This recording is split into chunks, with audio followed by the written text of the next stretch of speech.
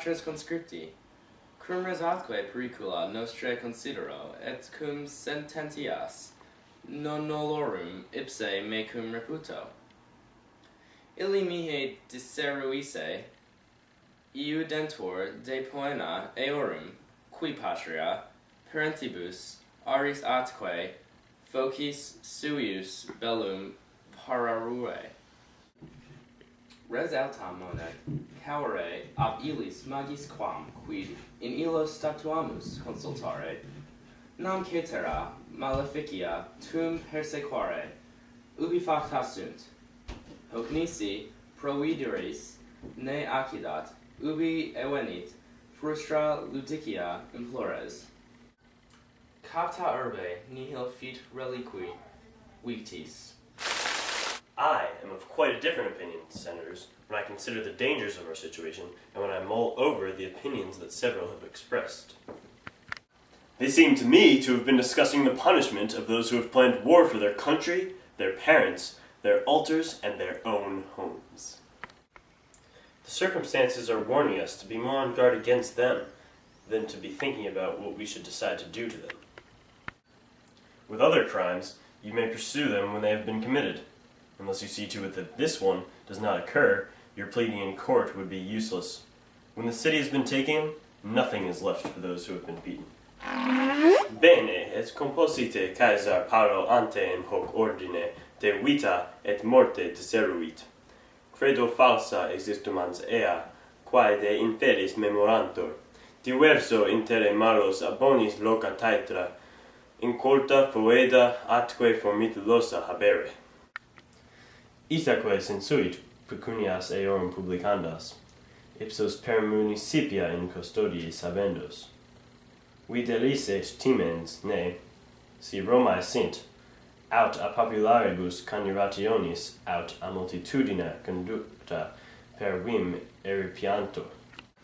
Quasi, vero mali atque scelessi tantum modo in urbe et non per totam Italiam sint, aut non ibi plus posit audacia, ubi ad defendendum opes minores sunt. A little bit earlier, Caesar discussed in this order about life and death, skillfully and well. I believe, thinking that these things are false, which are recalled about the dead, that bad men, by a different path from good men, have offensive, rotten, disgusting, and terrifying places. And so he thought that their money must be confiscated, that they themselves must be held throughout towns in custody, evidently fearing that, if they would be in Rome, they would be rescued through force, either by participants of the conspiracy or by a hired mob. As if indeed there were only bad and wicked men in the city, and not throughout all of Italy. As if boldness were not more powerful there, where resources are less for the purpose of defending. Quare vanum equidem, hoc concilium est, si periculum ex illis metuit, si in tanto omnium metu solus non timet, ego magis refert, me mihi atque vobis timere.